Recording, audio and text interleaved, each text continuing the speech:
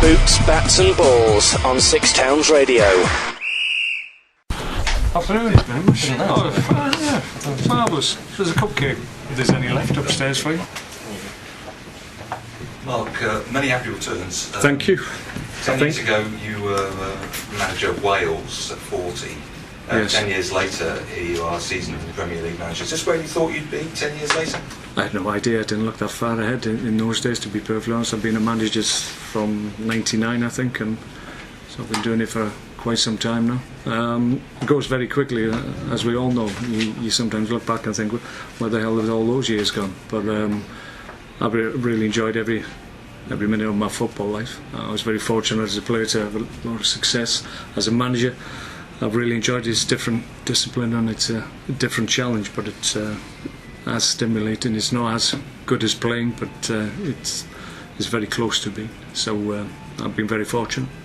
Tuesday night, there was 4 goals away from home for Stoke. I can't remember the last time that happened, and 4 penalties converted as well. That was pretty good, and the goals were great, and good performances by certain fringe players, and through to the quarter-finals. And yet you came out and said, well, it's a bit of a dog's dinner, that game. I thought, did he see the same game as me? It was a lot of positives to come out from that game, for sure. Yeah, I think my initial reaction was shaped by the last probably 15 minutes of the game, which still in shock. Yeah, which disappointed me somewhat. But yeah, you're right to highlight what we did well in the game, which obviously we were able to give a number of players more game time, and they came through it okay. And we scored goals, which was something that we hadn't been able to do on a regular basis. So that was encouraging. But like I said, in similar circumstances, 3-1 to the good against 10 men, we should see the game out quite comfortably, and